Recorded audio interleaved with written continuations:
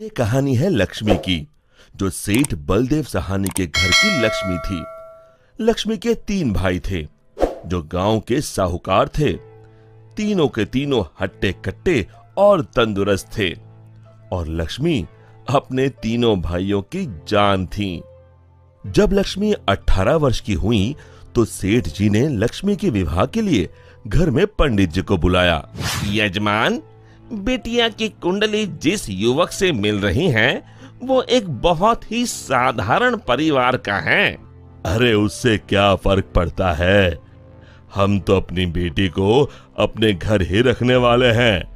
हमें तो घर जमाई चाहिए। लेकिन यजमान, मुझे नहीं लगता कि ऐसा कुछ संभव है। ये युवक घर जमाई नहीं बनेगा। तभी सेठ जी की बेटी सेठ जी के पास आई और उनके कानों में कुछ फुसफुसाई। उसकी बातें सुनकर सेठ जी के चेहरे पर मुस्कान आ गई। ठीक है पंडित जी, आप शादी की बात आगे बढ़ाइए। और फिर कुछ महीनों में लक्ष्मी की शादी एक बहुत ही साधारण युवक विमल से हुई। शुरू में दोनों की अच्छी बन रही थी, और विमल की मां सरिता भी बहुत खुश थी। एक दिन सोते वक्त लक्ष्मी ने विमल से बात की। ना इस घर में ढंग का सोफा है, ना गद्देदार पलंग, और ना ही टीवी। ए जी, आप मेरे साथ मेरे पापा के घर चलिए ना, वहाँ सब कुछ है। नहीं लक्ष्मी, अब यही तुम्हारा घर है। तुम्हें इसी घर में रहने की आदत डालनी होगी। उस दिन के बाद लक्ष्मी हर छोटी छोटी बातों पे विमल से झगड़ा किया करती। उनके बीच बात इतनी बिगड़ गई कि अब लक्ष्मी कभी बेलन तो कभी बर्तन फेंक फेंक कर विमल को मारती। विमल बेटा, ये क्या है? तुम दोनों ऐसे लड़ क्यों रहे हो? माँ, ये रट लगाए बैठी है कि मैं भी इसके साथ इसके बाप के घर में जाकर रहूं, घर जमाई बनकर। भला मैं ये कैसे कर सकता हूँ? और इसीलिए हमारी रोज अनबन होती है। एक काम कर, तू उसे अच्छे से समझा कि अब यही उसका घर है। अगले दिन फिर से लक्ष्मी विमल को अपने घर चलने के लिए जोर डालने लगी। आप मेरे साथ मेरे घर चलिए। आपको यहाँ गरीबों की तरह जीने की कोई जरूरत नहीं है। मेरे पापा के पास सब कुछ है। मैंने तुम्हें कितनी बार बोला है, मैं घर जमाई नहीं बनना चाहता हूँ। अगर आप खुद से मेरे साथ नहीं चलोगे, तो मैं मेरे भाइयों से बोलकर आपको जबरदस्ती यहाँ से उठवा लूंगी। बहू की ये बात सुनकर सरिता को अपने बेटे की चिंता सताने लगी। इसके तीनों भाई तो इतने शक्तिशाली है, मेरे बेटे का क्या हाल होगा? ये मैंने क्या कर दिया? इससे अच्छा तो किसी गरीब की बेटी ब्याह लाती, कम से कम कोई आफत तो नहीं आती। अब सिर्फ बाबा जी ही मेरी मदद कर सकते हैं। सरिता बहुत दूर एक बाबा जी के पास गई और उन्हें अपनी पूरी दुख भरी दास्तान बताई।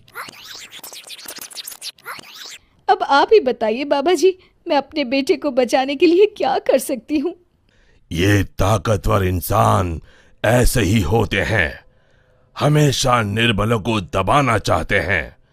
अब सिर्फ गुफा में रहने वाली डायन ही तुम्हारी मदद कर सकती है। सिर्फ वही तुम्हें ताकतवर बना सकती है, जिससे तुम अपने बेटे को बचा सकती हो। बाबा जी, मुझे ये डायन कहाँ मिलेगी?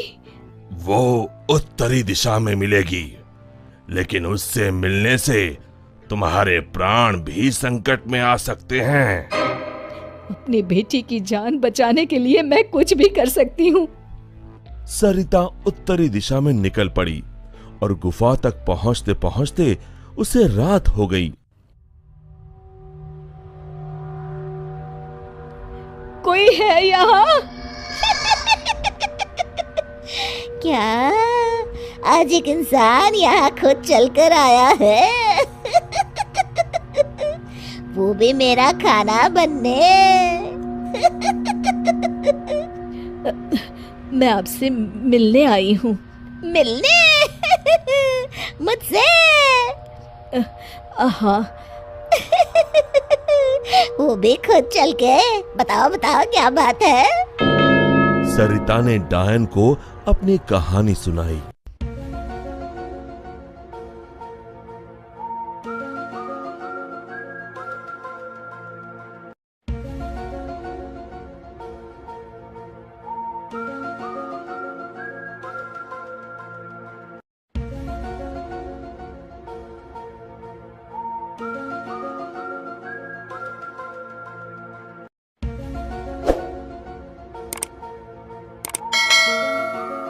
उपाय तो है लेकिन बहुत कठिन है।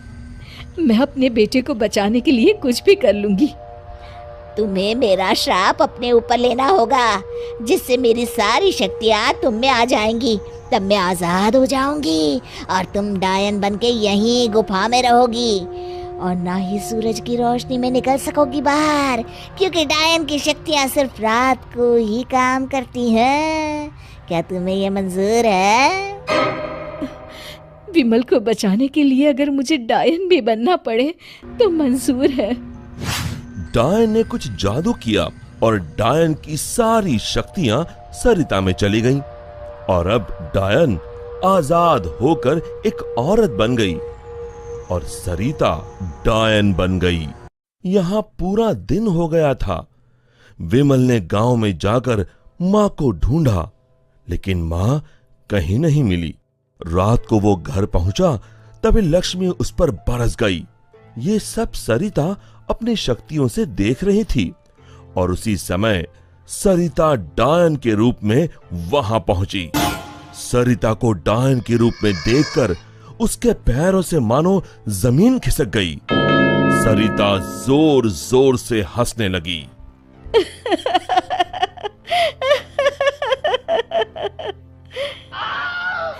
हालतू जलाल तू आई बला को टाल तू, हालतू जलाल तू आई बला को टाल तू, हालतू जलाल तू आई बला को टाल तू, हालतू जलाल तू आई बला को टाल तू, हालतू जलाल तू आई बला को टाल तू। जैसे तैसे रात को लक्ष्मी सो गई और सुबह होते ही अभी अपने भाइयों को बताती हूँ कि आपने मुझे बेलन से मारा। लक्ष्मी दरवाजे से पांव बाहर डाल ही रही थी कि सरिता ने अपने हाथ लंबे कर कर लक्ष्मी के पांव पकड़ लिए। अब तुम इस चौखट के बाहर बिल्कुल नहीं जाओगी। एक बार फिर से लक्ष्मी बेहोश हो गई। अब जब भी लक्ष्मी कुछ बेतुका करने जाती थी, सरिता बीच में आकर अपने बेटे को बचा लेती और बेचारी लक्ष्मी डायन से डरकर घर के कोने में दुबक कर बैठी रहती। हालतू जलाल तू आई बला को टाल तू, हालतू जलाल तू आई बला को टाल तू, हालतू जलाल तू आई बला को टाल तू। विमल दिन रात अपनी माँ को याद करके रोता। तू कहाँ है माँ? कहाँ चली गई मुझे छोड़ के?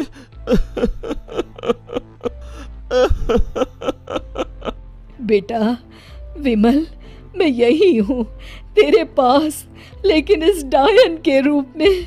ये सब सुन विमल बहुत डर जाता है। डर मत बेटा, बस मुझसे तेरा दुख नहीं देखा जा रहा था, इसलिए मुझे ये सब करना पड़ा। ये सब पीछे खड़ी लक्ष्मी सुन रही थी। तभी सरिता ने उसे अपनी शक्तियों से दीवार पर लटका दिया।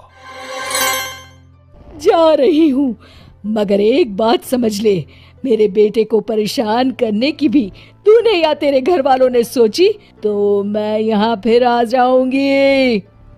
जी जी जी माँ जी।